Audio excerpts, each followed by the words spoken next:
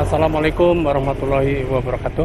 Selamat jumpa lagi bersama channel Bambang Losari, yang pada kesempatan hari ini saya seperti biasa mau goes tapi sambil ngevlog ya. Saya ingin berbagi cerita khususnya buat kaula muda tentang cerita Losari zaman dulu. Sekarang saya berada di bawah patung Esa Hilang 2 Terbilang yang berada di dekat jembatan Cisanggarung sebagai batas wilayah Jabar Jateng. Saya pertama akan sedikit bercerita tentang jembatan Losari tempo dulu. Yuk kita ke jembatannya. Jembatan Losari sekarang sudah lebar, bahkan terdiri dari 2 jalur ya, jalur dari arah barat dan dari arah timur. Dulu jembatan ini hanya satu saja, satu jalur, dan juga kecil jembatannya, terbuat dari besi buatan Belanda ya jembatan di sini. Konon cerita dari orang-orang terdahulu, jembatan ini dulu pada waktu masih terbuat dari besi pernah dibom oleh para gerilyawan, para pejuang kemerdekaan. Karena waktu itu ini jembatan ini supaya Belanda tidak bisa lewat, istilahnya katanya dibom, padahal bukan bom ya. Kalau bom ya hancur semua satu kecamatan Losari kali. Ya sebetulnya bukan bom, cuman pakai dinamit. Ya, jembatannya sempat diputuskan oleh para pejuang Indonesia supaya pasukan Belanda tidak bisa melewati jalur ini. Demikian sekilas cerita jembatan Losari pada zaman dulu. Oh ya ini guys, kebetulan saya sedang berada di samping orang yang berusia sudah sepuh, umurnya 87 ya 85. Ini saksi sejarah yang masih hidup ya. Sekilas infonya jembatan Cisanggarung pernah didinamit itu sekitar tahun berapa Aduh, ada tahun sih kita. Waktu gue belum kenal tahun, Bang. Tapi yang jelas sebelum merdeka berarti ya? Iya, jauh. Sebelum merdeka. Ketika waktu itu jembatan rusak, berarti kan mobil nggak bisa lewat. Itu akses untuk mobil bisa menyeberang itu Sore ini kan bisa nyebrang, Bang. Hah?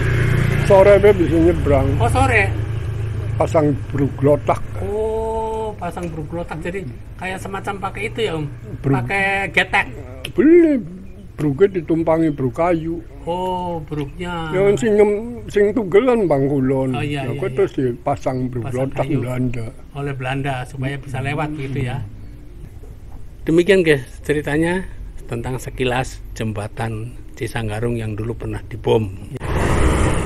Dari sini saya akan melanjutkan goesnya menuju ke arah selatan sambil napak tilas.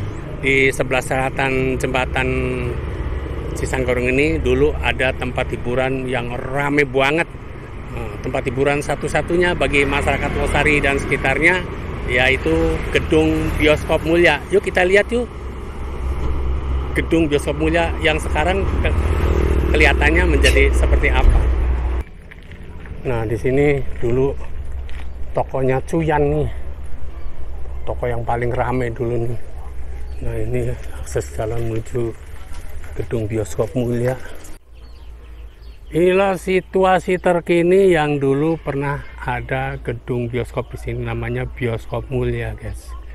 Wah di sini rame banget ya. Bioskop Mulia ini tempat satu-satunya hiburan bagi masyarakat Losari dan sekitarnya, yang kalau main itu ada yang sore, ada yang malam, sekali-kali juga ada midnight.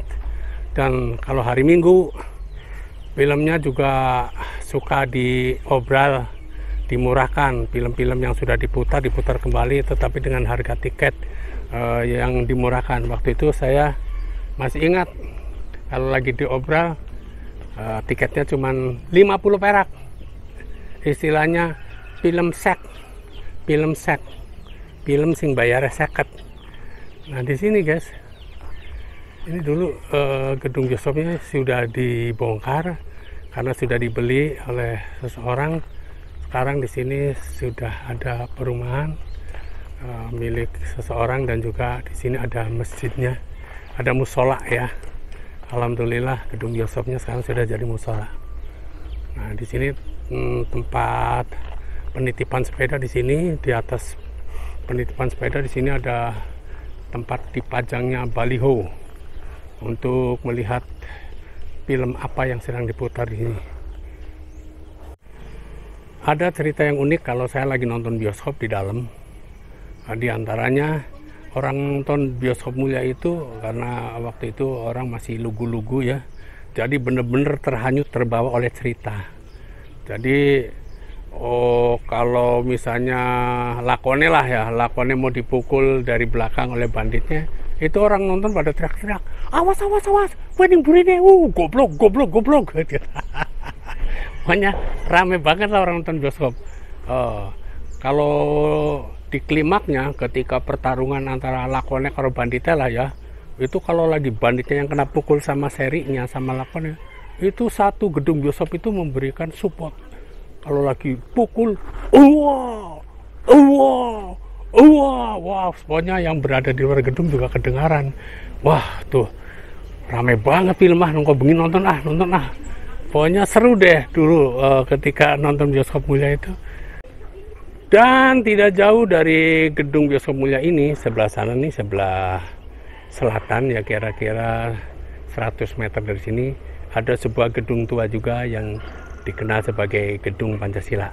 Yuk kita lihat yuk bagaimana Gedung Pancasila yang terkini. Ya, saya melanjutkan goes menuju ke TKP Gedung Pancasila. Bagaimana situasi terkininya? Mari kita lihat bersama. Wih. Di sini juga dulu rame guys, jalan ini, karena jalan ini adalah akses menuju bioskop Gedung Mulia, Gedung Bioskop Mulia.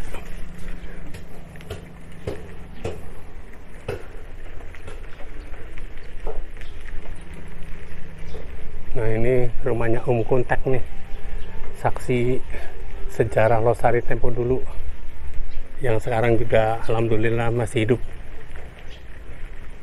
Nah, demikian situnya guys. Gedung Pancasila, kalau kita bercerita tentang Losari tempo dulu, ini Gedung Pancasila ini dulunya itu sekolah, tempat sekolahnya orang-orang keturunan Tionghoa di sini ya. Dan saya waktu itu masih ingat ketika saya kecil kelas 1 SD, saya kelas 1 SD-nya itu di SD Losari Kidul Jawa Barat, yang berada di depan SMP dulu, di situ sekolahnya. Pas ada satu program pembauran antara pribumi dan keturunan Tionghoa supaya berbaur orang-orang Indonesia asli dengan orang-orang Indonesia yang berasal keturunan Tionghoa. Maka sebagai program pembaurannya itu sekolah harus juga berbaur. Waktu itu saya dipindah di sini nih, di SD Pancasila namanya ya. Dari dulu sudah namanya SD Pancasila. SD Losari Kidul 2 kalau resminya. Nah, dan sejak itu maka sekolah itu tidak eksklusif keturunan Tionghoa sendiri, keturunan pribumi sendiri, tetapi berbaur. Sehingga sampai sekarang juga saya merasa tetap akrab, tetap merasa ada tali batin, tali kekeluargaan dengan teman-teman saya dulu ketika di SD dan di SMP, teman-teman yang berketurunan Tionghoa. Sangat efektif sekali pembauran, dengan melalui sekolahnya disatukan juga. Gedung Pancasila ini terbengkalai guys, tidak ada yang merawat. Dulu di sini selain sebagai tempat proses pendidikan, juga pernah dijadikan sebelah depan di sana. Sebelah depan di sana itu dijadikan kantor Dikbud. Sini juga sekaligus juga ini di sini dijadikan sebagai tempat tinggal para guru-guru SMP Losari. Ini padahal sebuah situs sejarah yang semestinya kalau di open ya, kalau di renovasi, dilestarikan, ini sebuah gedung yang antik dan artistik ya. Bisa dijadikan sebagai objek wisata juga ini. Nah, di sini dulu dijadikan sebagai tempat menyimpan kereta jenazah, makanya dikenalnya dulu di sini cukup angker juga kereta jenazah di sini. Nah, ini pintu masuknya dulu dari sini ketika aku sekolah SD. Ini pintu masuknya di sini. Bagaimana situasi di dalam, kita coba kalau ada akses bisa masuk, kita masuk. Nah, ini di sini dulu ada pintu masuk ini. Kelihatannya, oh ini pintu masuknya dari sini, dari samping. Wah, begini situasinya di dalam guys. Tidak ada yang menungguin. Nah, ini akses masuknya. Ada nggak ya? Bisa dibuka nggak? Bismillahirrahmanirrahim. Oh, dikunci guys, nggak bisa masuk ya.